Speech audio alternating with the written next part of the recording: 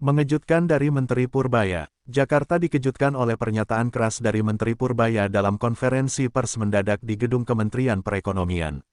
Dalam ruangan penuh wartawan, Purbaya mengungkap temuan mencengangkan, adanya uang senilai 4 triliun rupiah yang tersimpan di salah satu rekening bank sentral, diduga kuat hasil penyelewengan anggaran dari proyek pembangunan di Jawa Barat. Ia menyebut transaksi tersebut tidak wajar dan terindikasi sebagai hasil markup, serta proyek fiktif yang berlangsung bertahun-tahun. Wajah Purbaya tampak tegas, nadanya dingin namun penuh keyakinan. Negara tidak boleh dikorupsi oleh orang-orang yang seharusnya melayani rakyat, katanya lantang. Berita itu sontak mengguncang publik dan menjadi pembicaraan nasional. Laporan-laporan keuangan yang sebelumnya tampak rapi kini mulai dipertanyakan kebenarannya. Dalam hitungan jam, tagar-tagar uang 4 triliun dan tagar bongkar Jabar naik menjadi trending di media sosial. Banyak warga menuntut agar KPK dan BPK segera turun tangan. Tekanan publik meningkat pesat, sementara Purbaya sendiri menegaskan bahwa semua data yang disampaikan bersumber dari hasil audit lintas lembaga, termasuk Kemenkeu dan PPATK.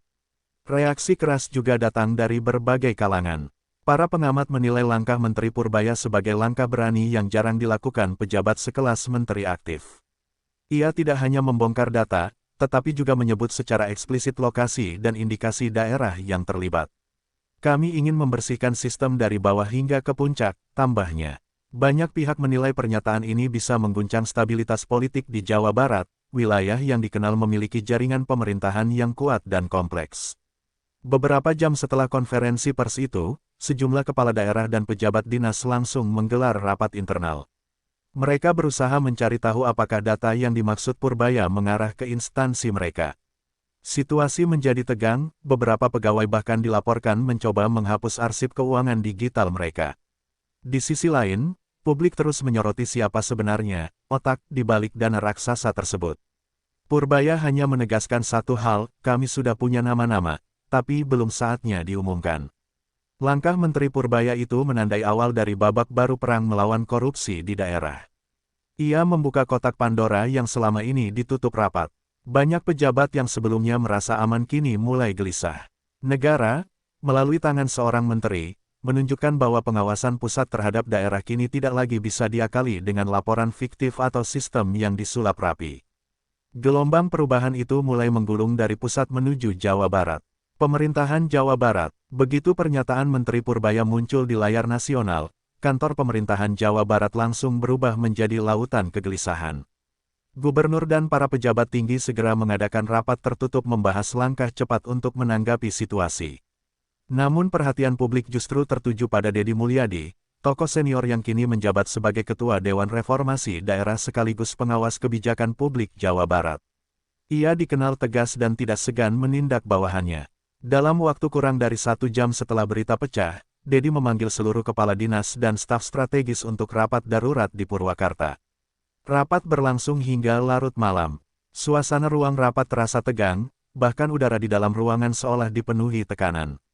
Deddy membuka pertemuan dengan suara berat, kalau benar ada 4 triliun rupiah di bank sentral yang berasal dari proyek Jawa Barat, maka kita sedang menghadapi krisis moral, bukan sekadar krisis keuangan. Beberapa pejabat yang hadir tampak menunduk, menyadari arah pembicaraan itu bukan sekadar formalitas. Deddy meminta semua laporan keuangan diserahkan ulang dalam waktu 2 hari, tanpa revisi, tanpa penghapusan data. Di luar gedung, para wartawan menunggu pernyataan resmi. Namun hingga tengah malam, tak ada satupun pejabat yang mau berbicara. Hanya terdengar kabar bahwa Deddy Mulyadi berencana melakukan audit independen di seluruh dinas. Langkah ini dianggap sebagai bentuk kecepatan dan ketegasan seorang pemimpin daerah yang tidak mau pemerintahannya dikaitkan dengan skandal besar. Kalau terbukti, jangan harap saya melindungi siapapun, ucap Deddy kepada tim medianya sebelum menutup rapat. Sementara itu, di masyarakat, mulai muncul dua kubu, yang percaya Deddy akan membersihkan birokrasi secara total, dan yang ragu karena jaringan korupsi daerah dianggap sudah terlalu dalam. Namun Deddy, yang dikenal pantang mundur, menegaskan bahwa langkahnya bukan sekadar untuk menenangkan publik, melainkan untuk menyelamatkan martabat Jawa Barat. Kalau perlu, saya akan buka semuanya di depan publik, katanya kepada wartawan keesokan harinya. Dengan langkah cepat ini, Deddy Mulyadi mulai membentuk citra baru, seorang pemimpin daerah yang siap berhadapan dengan pusat demi kebenaran, namun juga berani menegakkan disiplin di dalam rumahnya sendiri. Jawa Barat kini berada di bawah sorotan nasional, dan semua mata tertuju pada satu pertanyaan, apakah Deddy akan mampu membuktikan bahwa daerahnya masih punya pemimpin yang jujur. Tim investigasi gabungan dari Kementerian Keuangan, PPATK, dan KPK mulai menelusuri asal-usul dana 4 triliun rupiah tersebut. Hasil awal menunjukkan bahwa uang itu mengalir dari serangkaian proyek infrastruktur, pengadaan alat kesehatan, dan dana hibah sosial yang diduga fiktif. Rekening penerima terdaftar atas nama perusahaan kontraktor baru yang belum memiliki izin usaha lengkap. Transaksi terjadi berlapis, menggunakan kode internal yang sulit dilacak tanpa sistem audit canggih. Ini bukan kasus biasa, polanya sistematis dan melibatkan banyak tangan, ujar salah satu penyidik PPATK kepada media. Dalam dokumen investigasi yang bocor ke publik, tercatat bahwa dana tersebut telah disimpan dalam bentuk deposito berjangka dengan bunga tinggi. Tujuannya, menurut dugaan, agar dana itu bisa tidak terlihat aktif selama masa penyelidikan proyek. Dengan strategi itu, pelaku berharap dana raksasa itu aman dari deteksi sistem pelaporan keuangan negara. Namun yang tak mereka duga, Purbaya dan tim ekonominya telah membangun sistem pelacakan transaksi lintas lembaga yang mendeteksi aliran tidak wajar ke rekening Bank Sentral. Sementara itu, Bank Sentral sendiri mengeluarkan pernyataan resmi bahwa mereka siap bekerja sama penuh dengan aparat. Namun publik tetap meragukan apakah lembaga keuangan sebesar itu bisa tidak mengetahui keberadaan dana anomali sebesar 4 triliun rupiah. Spekulasi pun bermunculan, siapa pemilik sebenarnya rekening itu, dan siapa yang menekan agar dana tersebut tidak dibuka sebelumnya. Di lapangan, suasana semakin panas. Beberapa proyek yang diduga terkait segera dihentikan, dan kontraktor dipanggil untuk dimintai keterangan. Laporan keuangan daerah mulai disisir satu persatu, mencari jejak penggelembungan anggaran. Beberapa pejabat terlihat mencoba mengelak, namun data digital berbicara lebih jujur daripada kata-kata. Kasus ini kini berubah menjadi simbol perang terbuka antara pusat dan daerah terhadap korupsi terstruktur. Jejak dana di Bank Sentral bukan lagi sekadar angka, melainkan cermin kelam birokrasi yang selama ini dibiarkan berjalan tanpa pengawasan ketat. Publik menunggu langkah berikutnya, dan semua pihak tahu bahwa badai baru saja dimulai. Hari berikutnya, suasana di kantor pemerintah daerah Purwakarta sangat berbeda. Deddy Mulyadi memanggil seluruh kepala dinas, camat, dan bendahara daerah dalam pertemuan besar di aula utama. Tidak ada tawa, tidak ada basa-basi. Deddy berdiri di depan podium, dengan wajah serius dan suara rendah yang menggema ke seluruh ruangan. Kita sedang diuji. Siapapun yang bermain dengan uang rakyat akan saya seret keluar sendiri, katanya, membuka rapat dengan nada yang membuat semua orang menelan ludah. Dalam pertemuan itu, Deddy menunjukkan sejumlah data transaksi mencurigakan yang sudah ia terima dari tim audit internal. Beberapa nama mulai disebut secara implisit, membuat suasana semakin panas. Saya tidak ingin 1 rupiah pun uang daerah dipakai untuk memperkaya diri, tegasnya. Kepala Dinas Keuangan terlihat gelisah, sementara beberapa staf lain menunduk, tak berani menatap mata pemimpinnya. Deddy kemudian memberi waktu 3 hari bagi setiap dinas untuk menyerahkan laporan ulang dan bukti realisasi proyek. Setelah pertemuan selesai, sejumlah pejabat keluar dengan wajah tegang. Beberapa di antaranya langsung menuju ruang arsip, memeriksa kembali laporan keuangan mereka. Di luar gedung, awak media sudah menunggu, namun tak satu pun berani memberikan komentar. Hanya rumor yang beredar bahwa Deddy berencana membentuk tim pembersih internal untuk menelusuri siapa saja yang bermain di balik proyek fiktif. Langkah Deddy Mulyadi ini membuatnya kembali jadi sorotan nasional. Banyak pihak menilai sikap tegasnya sebagai contoh kepemimpinan yang berani di tengah badai politik dan tekanan publik. Namun di sisi lain, ada pihak-pihak yang mulai merasa terancam dan berusaha menyingkirkannya dari jalur politik. Sebuah perlawanan senyap mulai terbentuk di balik meja-meja birokrasi. Dalam wawancara singkat dengan media, Deddy menegaskan satu kalimat yang menjadi viral di media sosial. Lebih baik saya kehilangan jabatan, daripada kehilangan kepercayaan rakyat. Pernyataan itu memperkuat citranya sebagai pemimpin yang berani menantang arus korupsi, dan publik mulai menaruh harapan padanya untuk membersihkan Jawa Barat dari noda besar yang mencoreng keuangan daerah. Langkah cepat Kementerian Keuangan dan KPK menandai tahap baru dalam penyelidikan kasus ini. Tim gabungan resmi dibentuk untuk menyelidiki aliran dana 4 triliun rupiah yang ditemukan oleh Menteri Purbaya. Ratusan dokumen transaksi mulai dikumpulkan, sementara puluhan pejabat daerah dipanggil untuk memberikan keterangan. Ruang pemeriksaan di Jakarta dan Bandung bekerja tanpa henti, siang dan malam. Kami tidak akan berhenti sampai titik terakhir uang ini ditemukan, ujar juru bicara KPK dalam konferensi pers. Dari hasil penyelidikan awal, ditemukan 7 rekening tambahan yang memiliki pola transaksi serupa. Angka tersebut memperkuat dugaan bahwa jaringan ini terorganisir dengan baik. Setiap rekening memiliki kaitan dengan proyek pembangunan di kabupaten yang berbeda. Data digital memperlihatkan bahwa sebagian besar transaksi dilakukan dalam waktu yang sama, hanya dengan beda nama perusahaan. Fakta ini memperkuat kecurigaan bahwa dana tersebut adalah hasil dari satu sistem pengaliran uang terkoordinasi.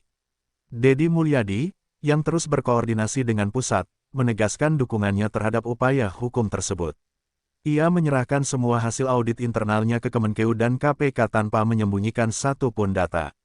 Saya tidak mau ada ruang abu-abu di pemerintahan saya, ujarnya tegas.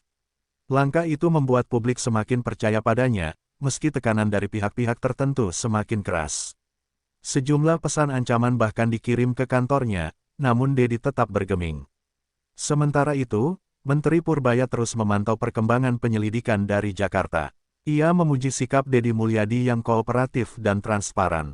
Kalau semua kepala daerah bersikap seperti beliau, negara ini akan lebih cepat bersih, ujarnya dalam wawancara televisi. Ucapan itu membuat Deddy mendapat simpati luas di masyarakat. Ia dianggap sebagai simbol integritas. Di tengah banyaknya pejabat yang memilih diam atau bersembunyi di balik jabatan. Dengan turunnya Kemenkeu dan KPK, kasus ini kini resmi naik ke tingkat nasional. Setiap langkah diperhatikan publik, setiap data menjadi tajuk berita.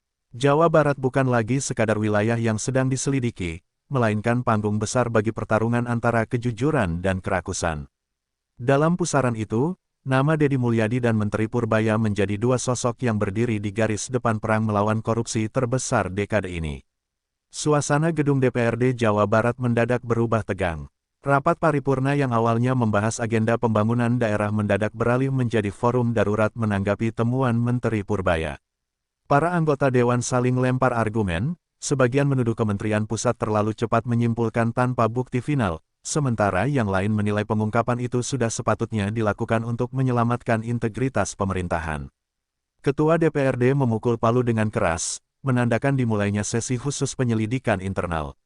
Kalau memang ada kebocoran anggaran sebesar itu, maka kita semua punya tanggung jawab moral, ujarnya dengan nada berat. Diskusi berlangsung panas. Beberapa anggota fraksi oposisi menuding bahwa dana 4 triliun rupiah itu bukan hanya persoalan teknis, tetapi juga berbau politik menjelang rotasi jabatan daerah. Mereka menilai uang itu bisa saja digunakan untuk kepentingan kampanye terselubung. Namun, pihak pendukung pemerintah menolak tudingan itu mentah-mentah. Di luar gedung, massa dari berbagai ormas dan mahasiswa sudah berkumpul membawa spanduk bertuliskan, "Buka semua, jangan tutup lagi." Situasi kian memanas hingga aparat harus menenangkan kerumunan yang mulai menuntut transparansi penuh. Deddy Mulyadi yang diundang sebagai tamu kehormatan dalam rapat itu tampil dengan ketenangan luar biasa. Ia tidak membantah, tidak pula mengelak. Dengan nada pelan namun tajam, ia berkata, "Kalau uang ini memang berasal dari daerah kita, maka kita wajib menelusurinya sampai ke akar." Tidak ada kompromi. Ucapannya disambut tepuk tangan sebagian anggota DPRD, namun juga cibiran dari mereka yang merasa terancam. Sikap Deddy jelas, ia tidak ingin politisasi mengaburkan fakta. Setelah rapat itu, DPRD mengumumkan pembentukan Panitia Khusus Investigasi Daerah Pansus ID, yang akan bekerja sama langsung dengan KPK dan Kemenkeu. Pansus diberi waktu 60 hari untuk menyerahkan laporan lengkap. Di luar ruang sidang, sejumlah anggota dewan yang dulu dekat dengan pihak kontraktor mulai menjadi sorotan publik. Laporan keuangan pribadi mereka mulai diulas media, menambah tekanan politik di dalam gedung parlemen daerah. Di tengah hiruk-pikuk itu, Menteri Purbaya tetap berpegang pada sikapnya. Ia menolak permintaan beberapa anggota dewan untuk melunakkan pernyataannya. Kalau kita mulai takut karena tekanan politik, maka korupsi akan tetap hidup lebih lama dari keadilan, katanya di hadapan wartawan. Kalimat itu langsung menjadi kutipan utama di berbagai media nasional. Dalam waktu singkat, isu korupsi 4 triliun rupiah di Jawa Barat menjelma menjadi topik utama semua media nasional. Setiap program berita menyiarkan liputan investigasi, setiap portal daring menurunkan laporan eksklusif. Judul-judul besar seperti, jejak uang gelap di Tanah Sunda, dan 4 rupiah triliun di rekening misterius, memenuhi layar publik. Tekanan masyarakat meningkat pesat, membuat pemerintah daerah tidak bisa lagi berlindung di balik prosedur administratif. Rakyat menuntut transparansi total. Deddy Mulyadi, yang kini menjadi pusat perhatian, memanfaatkan momen ini untuk menegaskan komitmennya di hadapan publik. Kita tidak bisa menunggu. Jawa Barat harus bersih mulai sekarang. Media memainkan peran besar dalam menggiring opini. Program talk show menghadirkan pakar hukum, ekonom, dan tokoh masyarakat yang membedah kasus ini dari berbagai sudut pandang.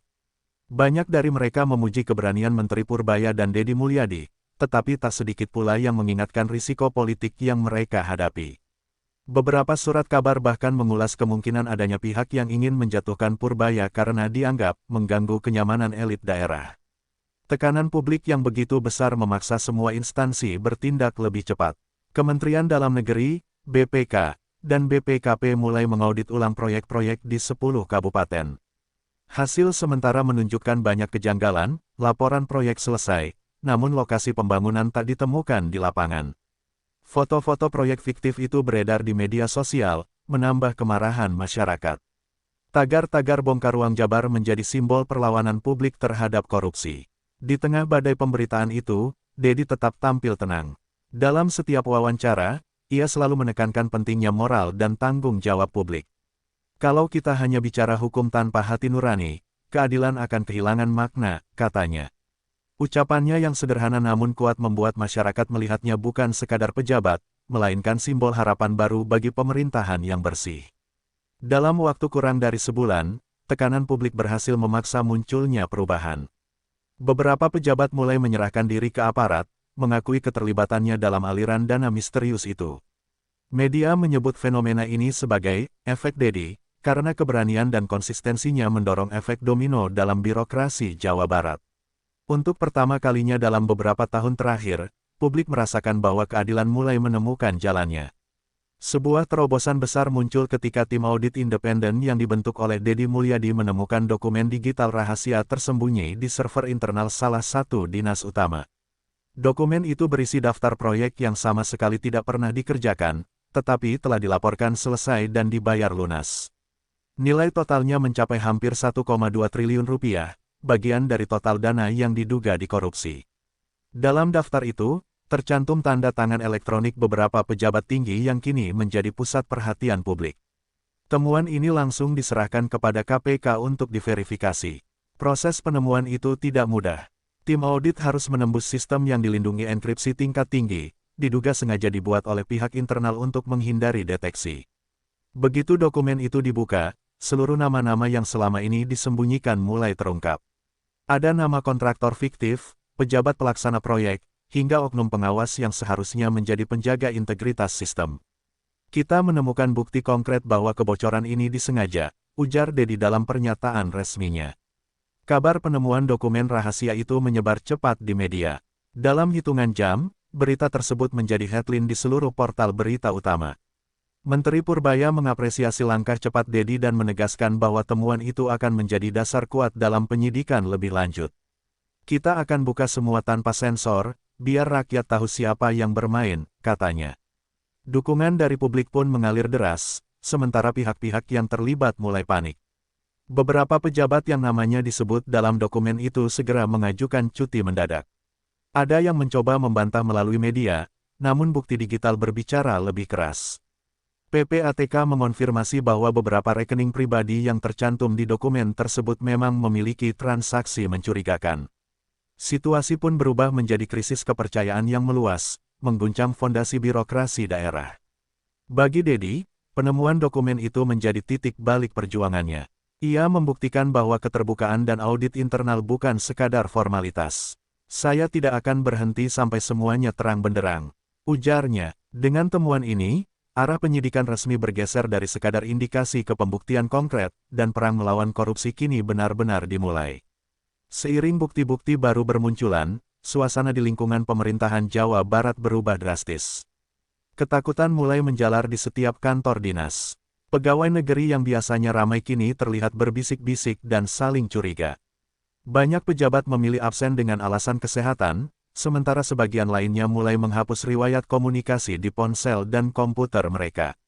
Setiap hari seperti hidup di bawah bayangan pengawasan, ujar seorang staf anonim kepada media. Ketegangan meningkat, dan rasa takut menjadi aroma baru birokrasi.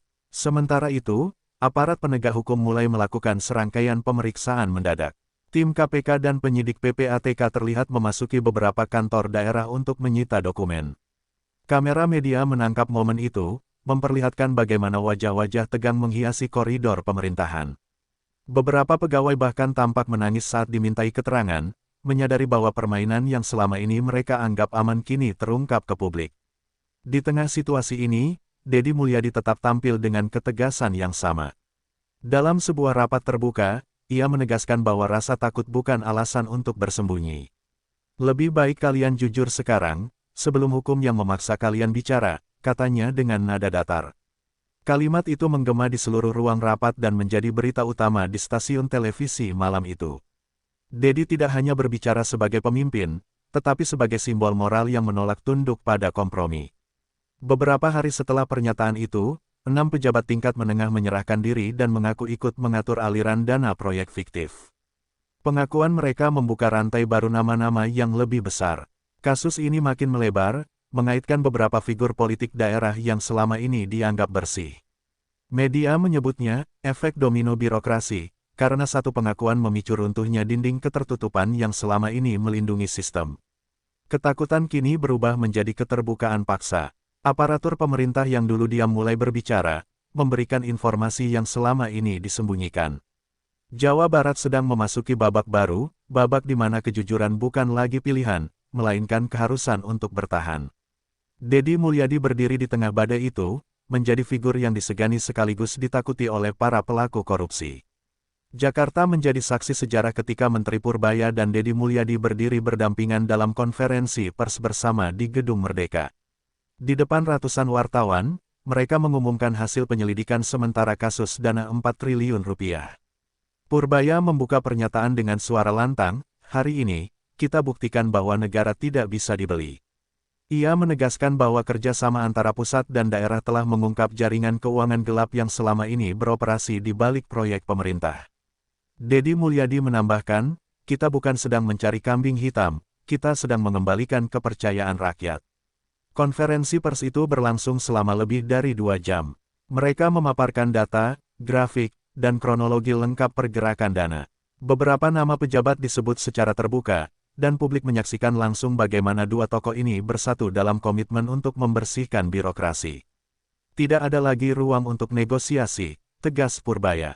Wartawan menuliskan kalimat itu sebagai judul utama, sementara siaran langsungnya ditonton jutaan orang di seluruh Indonesia.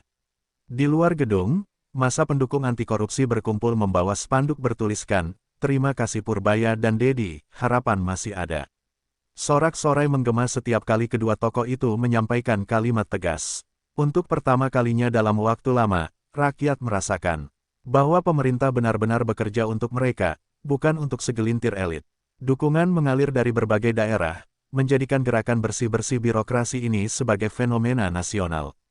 Namun, di balik euforia publik, ancaman mulai bermunculan. Pihak-pihak yang merasa terancam mulai mengirimkan pesan peringatan kepada para pejabat reformis. Isu politik mulai dikaitkan dengan langkah-langkah anti korupsi tersebut. Tetapi baik Purbaya maupun Deddy tampak tak gentar. "Keadilan tidak boleh berhenti karena intimidasi," ujar Deddy saat menutup konferensi pers itu. Kalimatnya mendapat tepuk tangan panjang. Malam itu, berita tentang konferensi pers tersebut menjadi headline di seluruh media nasional. Banyak analis menilai momentum ini sebagai titik balik dalam sejarah pemerintahan daerah Indonesia. Dua tokoh, satu dari pusat, satu dari daerah, berhasil menunjukkan bahwa keberanian dan transparansi masih hidup di negeri ini. Jawa Barat kini menjadi simbol perlawanan terhadap korupsi, dan langkah mereka membuka bab baru dalam perjuangan panjang menegakkan kejujuran di tanah air.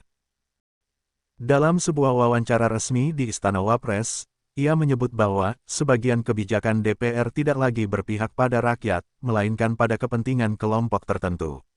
Pernyataan itu sontak menggema di media nasional dan menjadi sorotan utama dalam waktu kurang dari 1 jam. Bagi sebagian masyarakat, ucapan Gibran dianggap sebagai bentuk keberanian moral. Namun bagi elit politik di Senayan, kata-kata itu dinilai sebagai tamparan keras terhadap institusi legislatif. Pihak DPR bereaksi cepat, beberapa anggota senior meminta klarifikasi resmi, sedangkan kelompok oposisi justru memuji langkah Gibran sebagai sinyal perlawanan terhadap stagnasi politik lama. Di tengah suasana tegang itu, perhatian publik tertuju pada Puan Maharani, Ketua DPR RI yang selama ini dikenal memiliki hubungan politik dekat dengan partai yang menaungi mayoritas kursi di parlemen.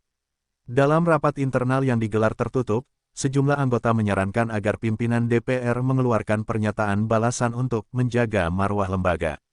Sementara itu, pihak istana berusaha meredam isu. Namun bocoran rekaman internal yang beredar di media sosial memperlihatkan nada suara tegas Gibran saat berbicara tentang keharusan DPR membuka diri terhadap audit moral. Kalimat itu menjadi viral, dan berbagai media mulai menulis analisis tajam mengenai kemungkinan perpecahan antara eksekutif dan legislatif. Di antara laporan-laporan itu, satu hal jelas, kritik Gibran telah memecah kebisuan panjang tentang hubungan kekuasaan antara pemerintah dan parlemen. Publik mulai bertanya, apakah ini awal dari reformasi baru, atau justru pertanda konflik politik terbesar dalam dekade terakhir. Sehari setelah pernyataan Gibran, suasana di kompleks parlemen Senayan berubah drastis. Pagi yang biasanya diisi dengan agenda rapat rutin, kini diselimuti nada geram. Ruang rapat pimpinan DPR dipenuhi diskusi sengit antara para anggota yang menuntut agar Gibran meminta maaf secara terbuka. Wakil Presiden tidak seharusnya mengintervensi kinerja legislatif, ujar salah satu anggota senior dengan nada tinggi. Puan Maharani, sebagai ketua DPR, mencoba bersikap tenang. Namun sumber internal menyebut, ia merasa tersinggung secara pribadi karena kritik itu seolah diarahkan kepadanya. Dalam beberapa kesempatan, Puan dikenal sangat menjaga citra lembaganya dan menganggap serangan terhadap DPR sebagai serangan terhadap kehormatannya. Kalau dibiarkan, wibawa parlemen bisa runtuh, katanya dalam rapat tertutup. Beberapa jam kemudian, pernyataan resmi DPR dirilis ke publik. Dalam siaran pers, Puan menegaskan bahwa DPR selalu terbuka terhadap kritik, namun ia mengingatkan bahwa setiap pejabat negara harus menjaga etika komunikasi antar lembaga. Kalimat itu terdengar diplomatis, namun tersirat pesan bahwa DPR tidak akan tinggal diam. Media mulai memainkan narasi perang dingin antara Gibran dan Puan. Judul-judul berita bertebaran, Gibran tantang DPR, Puan balas kritik Wapres, hingga retak di puncak kekuasaan. Di ruang publik digital, masyarakat terbelah. Ada yang memuji keberanian Gibran, ada pula yang menuduhnya mencari panggung menjelang tahun politik. Istana belum memberi respons lanjutan. Namun di balik layar, para penasihat politik mulai menyusun strategi komunikasi agar konflik ini tidak berkembang menjadi krisis konstitusional. Satu sumber di lingkaran dalam istana menyebut, Presiden memilih diam sementara waktu, menunggu suhu politik menurun. Tapi publik tahu, badai baru saja dimulai. 3 hari setelah pernyataannya mengguncang publik, Gibran Rakabumi memilih diam. Tidak ada konferensi pers, tidak ada klarifikasi. Namun sumber internal istana menyebut bahwa wakil presiden muda itu tengah menghadiri rapat terbatas dengan para staf ahli. Di sana, ia menegaskan bahwa kritiknya bukan ditujukan untuk menjatuhkan DPR, melainkan untuk membangunkan kesadaran moral yang tertidur terlalu lama. Meski demikian, suasana di Istana Negara tak lagi tenang. Beberapa pejabat senior mulai khawatir, terutama karena isu retaknya hubungan eksekutif dan legislatif menjadi sorotan internasional. Kedutaan besar dari beberapa negara bahkan meminta laporan khusus tentang stabilitas politik Indonesia. Hal ini menambah tekanan bagi presiden yang dikenal berhati-hati dalam menjaga citra stabilitas nasional. Di ruang kerjanya yang tenang, Gibran disebut tetap pada pendiriannya. Ia merasa bahwa kejujuran harus diutamakan, meskipun konsekuensinya berat. Kalau kebenaran membuat kita kehilangan dukungan, maka mungkin dukungan itu tidak layak kita miliki, ujarnya dalam pertemuan tertutup dengan para staf. Kalimat itu kemudian bocor ke media dan semakin memperkuat citranya sebagai pemimpin muda yang idealis. Sementara itu, Puan Maharani menolak untuk berkomentar lebih lanjut. Ia hanya berkata singkat kepada wartawan, "Kami fokus bekerja. Kritik adalah bagian dari demokrasi, tapi semua ada etikanya." Namun di balik kalimat tenang itu, sejumlah laporan menyebut adanya tekanan kuat dari beberapa fraksi yang ingin DPR memanggil wakil presiden ke rapat dengar pendapat, hal yang nyaris belum pernah terjadi dalam sejarah politik Indonesia modern. Situasi ini membuat Istana dan Senayan berada dalam posisi saling menunggu. Tidak ada yang ingin mengalah lebih dulu, tetapi keduanya tahu, benturan terbuka hanya akan memperburuk kepercayaan publik terhadap seluruh pemerintahan. Dalam keheningan itu, politik Indonesia menahan napas. Di tengah riuhnya pemberitaan nasional, muncul sosok yang selama ini dikenal sebagai Ibu Bangsa, Megawati Soekarnoputri, mantan presiden dan tokoh senior yang dihormati. Sebagai ibu dari Puan Maharani, ia tidak bisa tinggal diam. Dalam pidato tertutup di hadapan kader partai, Megawati menyinggung secara halus bahwa anak muda dalam kekuasaan seharusnya belajar berbicara dengan tata krama kenegaraan. Pidato itu segera bocor ke media. Banyak pihak menafsirkan kalimat Megawati sebagai sindiran langsung kepada Gibran Rakabumi. Dalam waktu singkat, perdebatan meluas. Media nasional menulis bahwa konflik politik ini bukan hanya antara lembaga negara, tapi juga antar generasi dalam lingkaran elit pemerintahan. Para analis menilai, kemunculan Megawati menandai babak baru dari drama politik ini. Ia bukan sekadar tokoh senior, melainkan simbol legitimasi moral bagi partai besar yang memiliki pengaruh kuat di parlemen.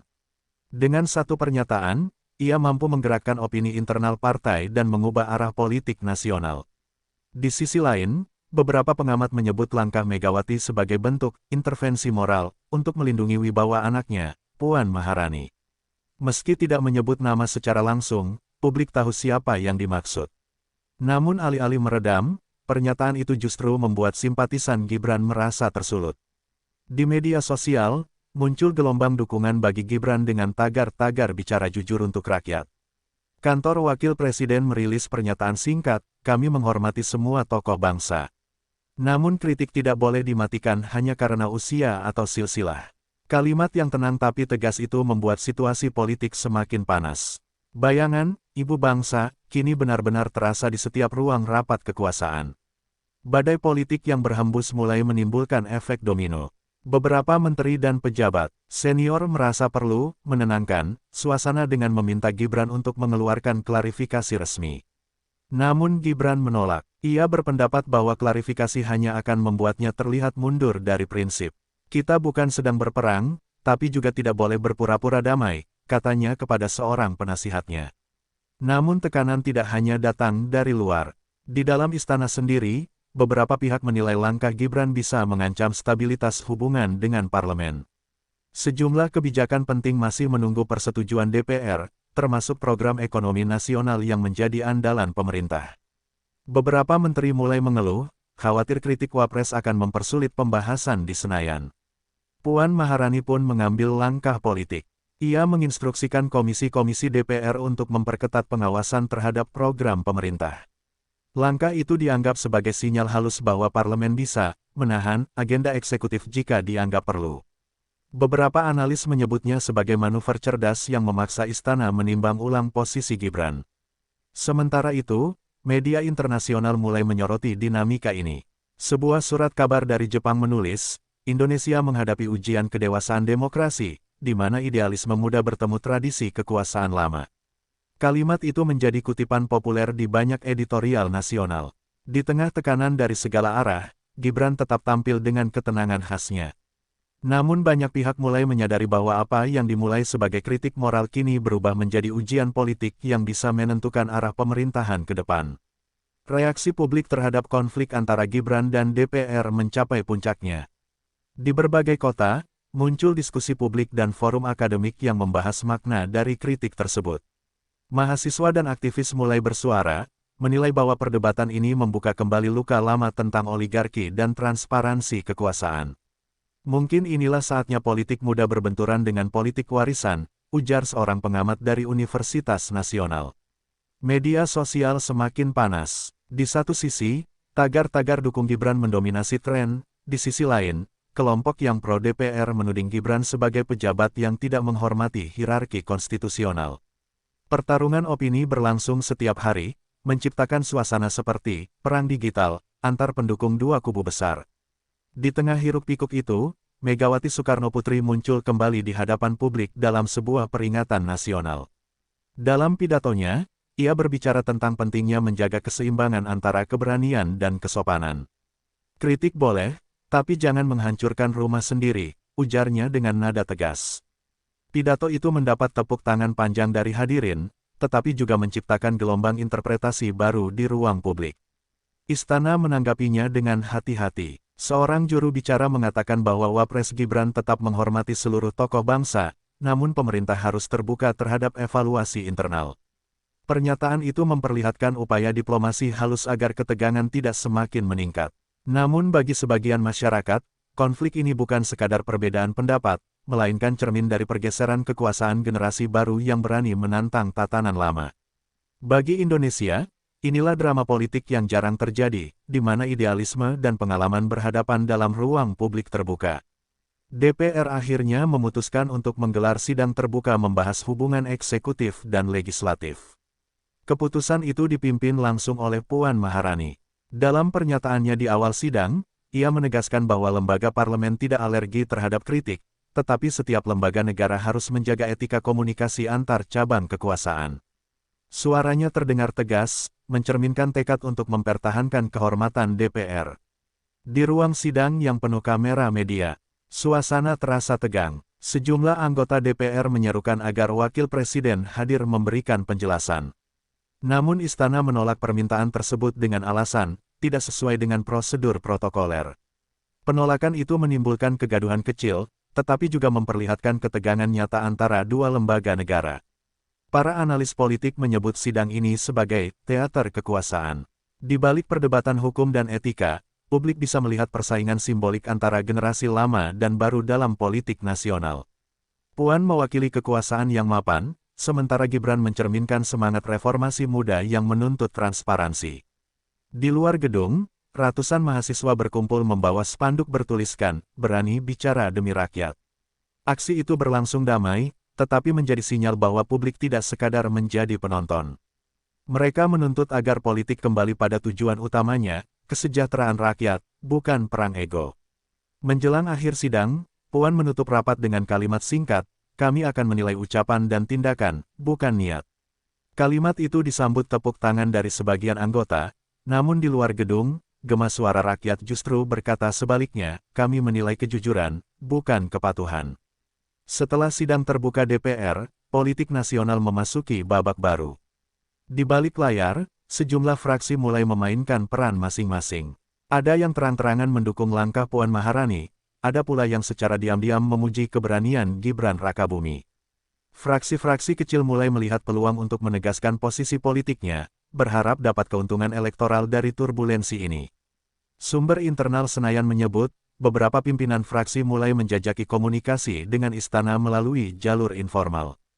Mereka ingin memastikan bahwa konflik ini tidak mengganggu pembahasan anggaran nasional.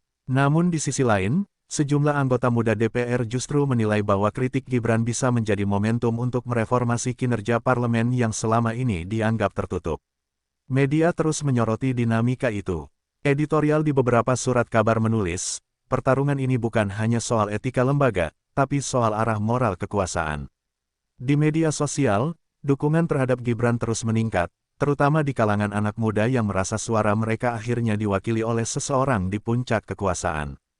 Puan Maharani tetap menjaga ketenangan publik, namun di ruang rapat tertutup, ia menegaskan kepada fraksinya agar tidak mengendur. "Kita tidak boleh kalah dalam narasi," ujarnya. Kalimat itu menggambarkan bahwa pertempuran kini bukan lagi tentang kebijakan, melainkan tentang persepsi dan legitimasi moral di mata rakyat. Sementara itu, Presiden memilih tetap netral. Dalam pidato singkat di sebuah forum internasional, beliau mengatakan bahwa perbedaan pandangan adalah bagian dari demokrasi. Namun banyak yang menafsirkan, netralitas itu justru menandakan bahwa badai politik di dalam negeri masih belum mereda. Televisi nasional mulai memanfaatkan ketegangan ini sebagai bahan utama liputan. Talkshow politik setiap malam membahas pernyataan Gibran dan tanggapan Puan secara berulang. Para narasumber terbagi dua kubu, mereka yang menilai Gibran idealis dan berani, serta mereka yang menuduhnya tidak memahami tata etika kenegaraan. Tayangan-tayangan itu membuat masyarakat terus terpaku di depan layar. Beberapa media independen mencoba menggali lebih dalam akar dari konflik ini. Dalam sebuah laporan eksklusif, mereka menulis bahwa hubungan eksekutif dan legislatif sudah lama tegang, hanya saja baru sekarang ketegangan itu muncul ke permukaan. Menurut laporan tersebut, banyak kebijakan publik yang tertunda akibat tarik-menarik kepentingan di Senayan dan Istana. Reaksi publik pun makin beragam. Di kalangan mahasiswa dan akademisi, Gibran dianggap membuka ruang baru untuk transparansi politik. Namun di kalangan partai lama, langkah itu dinilai terlalu berani dan berisiko. Politik itu bukan soal benar atau salah, tapi soal waktu bicara, ujar seorang politikus senior yang tidak mau disebutkan namanya. Sementara itu, Megawati Soekarnoputri kembali menjadi pusat perhatian. Dalam wawancara eksklusifnya dengan salah satu media nasional, ia mengatakan bahwa bangsa ini membutuhkan pemimpin muda yang berani, namun juga tahu batas kesopanan. Kita tidak bisa membangun negara dengan emosi, ujarnya. Ucapannya terdengar bijak, namun tetap menyiratkan nada peringatan. Liputan demi liputan membentuk opini publik yang terbelah. Namun satu hal pasti, semakin lama konflik ini berlangsung, semakin besar pula minat masyarakat terhadap politik. Sesuatu yang selama ini dianggap jauh dari kehidupan sehari-hari, kini menjadi perbincangan di setiap ruang tamu dan warung kopi. Di balik layar, sejumlah tokoh berpengaruh mulai bergerak untuk meredam konflik. Pertemuan informal antara utusan istana dan perwakilan partai diadakan di sebuah rumah dinas di kawasan Menteng. Pertemuan itu berjalan tanpa kamera, tanpa notulensi, dan tanpa keterangan resmi. Tujuannya hanya satu, mencegah perpecahan lebih dalam antara lembaga negara. Menurut sumber yang hadir, Gibran tetap kukuh dengan pendiriannya, tetapi bersedia menurunkan tensi publik demi menjaga stabilitas pemerintahan. Ia menyetujui rencana untuk mengadakan pertemuan tertutup dengan pimpinan DPR, asalkan agenda tersebut tidak dijadikan panggung politik. Puan Maharani menyambut positif, tetapi dengan syarat Gibran harus menegaskan komitmennya terhadap kerja sama antar lembaga. Pertemuan itu berlangsung selama 2 jam. Tidak ada foto, tidak ada pernyataan publik. Namun keesokan harinya, suhu politik tampak mulai menurun. Para analis menilai, diplomasi senyap ini menjadi bukti bahwa meski berbeda generasi dan gaya kepemimpinan, Gibran dan Puan masih mengutamakan kepentingan negara. Namun di luar ruang rapat, perdebatan belum berhenti. Kelompok sipil mendesak agar hasil pertemuan diumumkan secara transparan. Publik berhak tahu apa yang dibicarakan, ujar salah satu aktivis. Desakan ini menunjukkan bahwa kepercayaan rakyat terhadap elit politik masih rapuh, meski badai tampak mulai reda. Di sisi lain, hubungan pribadi antara Gibran dan Puan disebut membaik. Keduanya bahkan tertangkap kamera berjabat tangan dalam acara kenegaraan seminggu kemudian. Gambar itu viral di media sosial, dianggap sebagai simbol rekonsiliasi yang elegan. Walau situasi tampak tenang, efek politik dari konflik itu masih terasa. Survei nasional menunjukkan peningkatan signifikan pada popularitas Gibran di kalangan pemilih muda. Ia dianggap sebagai simbol generasi baru yang berani berbicara jujur di tengah politik yang kaku. Sebaliknya, citra DPR mengalami sedikit penurunan akibat persepsi publik bahwa lembaga itu terlalu defensif terhadap kritik. Beberapa partai politik mulai menghitung ulang strategi mereka menjelang tahun politik berikutnya. Isu kepemimpinan muda yang berani menjadi tema kampanye baru di banyak daerah. Gibran, tanpa bermaksud demikian, telah mengubah arah diskusi nasional tentang politik bersih dan moralitas kekuasaan. Namun bagi sebagian pihak, situasi ini dianggap berbahaya.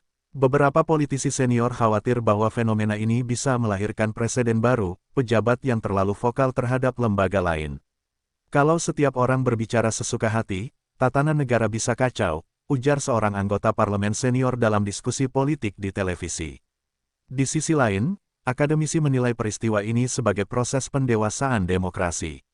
Mereka menulis bahwa konflik antar lembaga bukan tanda kelemahan, melainkan bukti bahwa sistem pemerintahan sedang belajar menyeimbangkan keberanian dengan kebijaksanaan. Demokrasi tidak tumbuh dari kesepakatan, tapi dari perbedaan yang diatur dengan akal sehat, tulis salah satu kolumnis terkemuka. Dari sisi publik, Gibran kini menjadi tokoh paling sering diperbincangkan. Namanya mulai muncul dalam survei calon pemimpin masa depan. Tapi bagi Gibran sendiri, yang ia katakan kepada jurnalis hanya satu kalimat, "Saya tidak sedang berpolitik, saya hanya sedang bicara." Di tengah meningkatnya popularitas Gibran, perhatian media kembali tertuju pada Megawati Soekarnoputri. Dalam sebuah wawancara eksklusif, ia menegaskan bahwa ia tidak memiliki masalah pribadi dengan wakil presiden. Namun ia mengingatkan, setiap kritik harus disampaikan dalam semangat membangun, bukan menjatuhkan. Pernyataan itu disambut dengan beragam tafsir. Sebagian pihak menilai Megawati berusaha menurunkan suhu politik dengan pendekatan kebangsaan. Namun ada juga yang melihatnya sebagai langkah strategis untuk menjaga citra keluarganya di tengah derasnya arus politik baru yang diwakili Gibran. Dalam lingkaran politik, muncul wacana bahwa hubungan personal antara keluarga besar Soekarno dan Gibran perlu dijaga demi stabilitas pemerintahan. Beberapa tokoh senior mencoba mempertemukan keduanya dalam forum kebangsaan, tetapi Gibran menolak tampil bersama untuk menghindari kesan politisasi. Meski begitu, Gibran beberapa kali menyampaikan rasa hormatnya terhadap Megawati dalam pidato publik. "Saya selalu menghargai perjuangan beliau sebagai tokoh bangsa," katanya dalam satu acara kenegaraan. Ucapan itu menimbulkan tepuk tangan panjang, menandakan publik mulai menginginkan rekonsiliasi moral di antara dua simbol besar politik Indonesia. Megawati menanggapi dengan senyum tenang. Ia tahu, pergeseran generasi politik sedang terjadi di depan matanya, dan tidak ada yang bisa menghentikannya. Beberapa bulan berlalu sejak badai pertama. Situasi politik mulai stabil, tetapi di Senayan muncul perubahan halus. DPR mulai lebih terbuka terhadap evaluasi publik, sementara Istana memperbanyak program dialog lintas lembaga. Dalam beberapa kesempatan, Gibran dan Puan terlihat duduk berdampingan dalam forum pemerintahan nasional. Publik menilai perubahan ini sebagai hasil langsung dari konflik sebelumnya. Apa yang dulu dianggap skandal politik, kini dipandang sebagai katalis perubahan. Banyak anggota DPR muda mengaku terinspirasi oleh keberanian Gibran untuk berbicara apa adanya. Namun politik tidak pernah lepas dari kalkulasi. Beberapa fraksi mulai menggunakan isu transparansi sebagai alat negosiasi baru dengan pemerintah. Istilah politik balas budi mulai terdengar lagi, bahwa setiap langkah moral pasti ada harga politisnya di belakang layar. Gibran menyadari itu. Dalam salah satu pernyataannya, ia mengatakan dengan nada datar, reformasi bukan soal niat baik, tapi soal siapa yang berani menanggung akibatnya. Kalimat itu menjadi kutipan terkenal, menegaskan bahwa meski konflik telah mereda, semangat perlawanan moral masih hidup. Waktu berjalan, namun jejak dari konflik Gibran-Puan tetap membekas. Para analis politik menyebut peristiwa itu sebagai momen pergeseran paradigma politik modern. Generasi muda mulai terlibat lebih aktif dalam debat publik. Di kampus-kampus, muncul mata kuliah baru bertajuk Etika Kepemimpinan dan Transparansi Lembaga Negara. Hubungan antara DPR dan eksekutif menjadi lebih seimbang. Tidak ada lagi dominasi tunggal, melainkan komunikasi dua arah yang lebih terbuka. Meskipun begitu, sebagian kalangan masih menilai bahwa luka politik dari insiden itu belum sepenuhnya sembuh. Megawati Soekarnoputri tetap dihormati sebagai tokoh bangsa, namun pengaruhnya mulai digantikan oleh tokoh-tokoh muda yang tumbuh dengan gagasan baru. Ia menerima hal itu dengan elegan. Dalam salah satu acara nasional, ia berkata lirih, "Waktu akan melahirkan pemimpin baru, dan itu baik bagi bangsa." Bagi Gibran, episode itu menjadi pelajaran penting bahwa kejujuran dalam politik tidak selalu mudah diterima. Namun ia tahu, setiap generasi harus menanggung bebannya sendiri untuk melangkah lebih maju. Konflik yang dulu dianggap memecah bangsa, kini dikenang sebagai titik balik sejarah. Setahun setelah badai politik itu mereda, suasana pemerintahan tampak lebih matang. Gibran Rakabumi tetap menjalankan tugasnya dengan tenang, sementara Puan Maharani terus memimpin DPR dengan pendekatan baru yang lebih terbuka terhadap kritik. Hubungan mereka kini profesional, tegang di awal, tapi berakhir dengan saling hormat. Banyak pihak menilai peristiwa itu sebagai reformasi sunyi, yang mengubah cara pandang elit terhadap kekuasaan. Publik belajar bahwa perbedaan bukan ancaman, melainkan mekanisme koreksi. Politik Indonesia tidak lagi hanya tentang siapa yang berkuasa, tetapi tentang siapa yang berani bicara jujur. Dalam wawancara terakhirnya tahun itu, Gibran berkata, "Saya tidak menyesal mengkritik. Kadang, untuk membangun rumah, kita harus mengetuk dindingnya agar tahu bagian mana yang rapuh."